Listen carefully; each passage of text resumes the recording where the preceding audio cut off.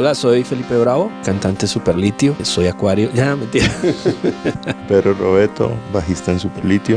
Puedo ver tu sombra, creo que escondes la verdad. Estamos celebrando que por fin hemos lanzado nuestro nuevo disco que se llama Visiones del Futuro. Ya habíamos adelantado algunas canciones, pero ya ahorita estamos presentando el resto del disco a todos, no solamente a nosotros, sino atravesó la pandemia y tocó como hacer maromas y la verdad que hizo que el disco fuera hecho de una forma muy distinta a la que hacíamos los discos antes, ¿no? Yo creo que lo que más nos afectó como el contexto de la pandemia es como entender que nos tocaba como maximizar un poco recursos y aprovechar como cada oportunidad que teníamos de vernos y poder trabajar el disco. Y siempre como que el espíritu se tornó un poco, bueno, pues hagamos el disco que nos da la gana y tomémonos todo el tiempo que queremos, y pudimos como darnos un poquito la indulgencia de ir mucho más lentos. Y creo que a pesar de que no estábamos necesariamente todo el tiempo en un estudio convencional, el disco se hizo como en el apartamento de Pipe, en otro estudio que armamos temporalmente en Cali, pasamos por las casas de todos. Entonces como que todo fue como más también un momento de aprovechar la oportunidad como de podernos ver dentro de la pandemia. Estamos los cuatro parchados haciendo esto, pues hagamos lo que nos dé la gana. Pues finalmente no sabíamos qué iba a pasar al otro lado, como te decía.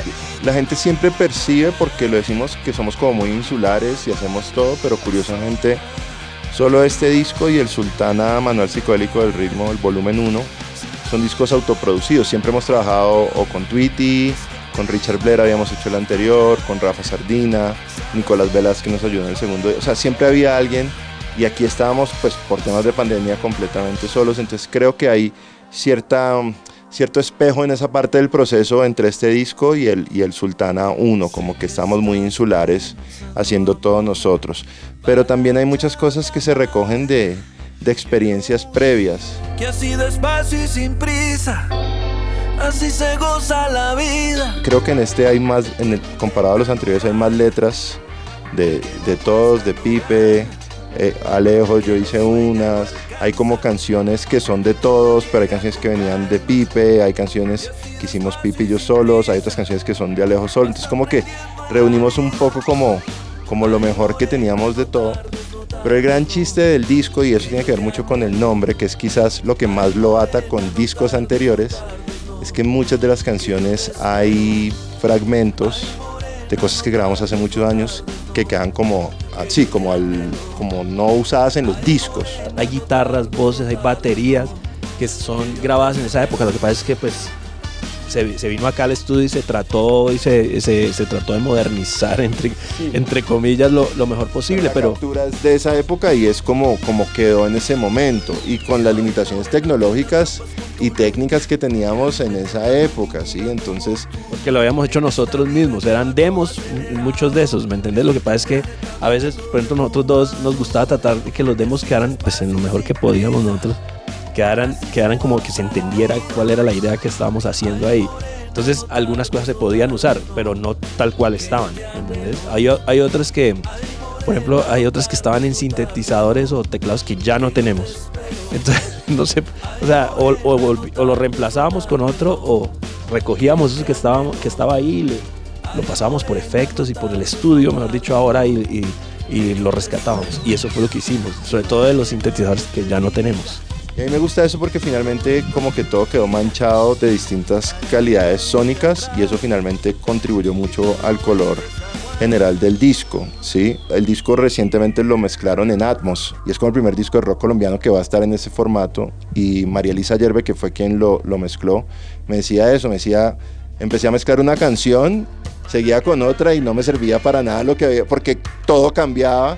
Entonces me decía que es súper bacano eso, porque ella está muy acostumbrada, claro, viene de un género más del pop y el urbano, que todo es como más sistematizado. Entonces una vez que tienes como un template o un color, pues por ahí podría pasar una buena parte de la siguiente canción, pero aquí era como que borrón y cuenta nueva, borrón y cuenta nueva.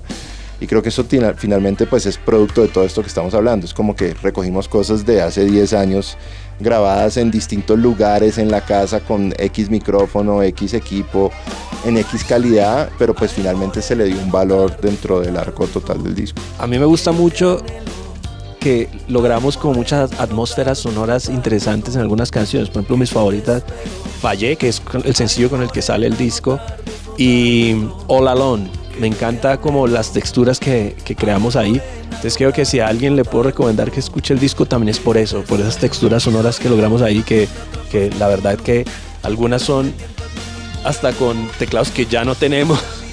Pero me encantó, sobre todo escucharlo después de tanto tiempo me gustó mucho. Entonces el disco es como si recogiera un poco de la historia de la banda y quedó ahí como pues ya enmarcado en eso, o sea, y eso fue un poco lo que nos dio raíz al nombre del disco y era como que, ok, es como si en esa época estuviéramos mirando un poquito, como siempre lo hemos hecho en la banda, hacia el futuro.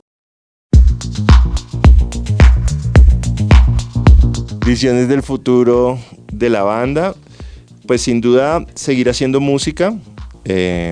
Después de este disco viene el disco que ya presentamos un par de cortes, que es el revisitado.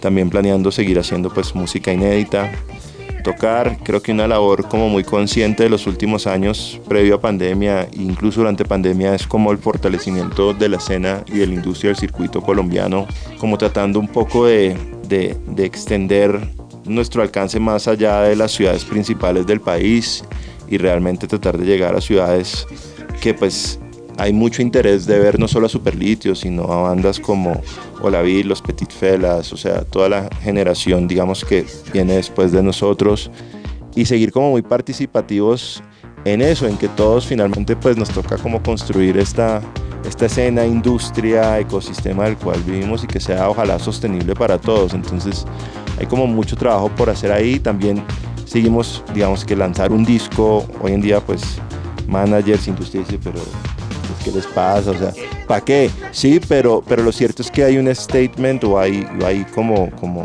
una postura detrás de eso muy clara, y es que pues todavía hay mucho valor en el proceso creativo y artístico de la música. No podemos volver la música simplemente un vehículo para hacer videos divertidos en TikTok o chartear o monetizar rápidamente, y ¿sí? Sino como que hay que tener como un respeto por ese proceso, entonces como seguir abogando un poco por esa bandera. Creo que ese es un poco el futuro nuestro de los próximos años.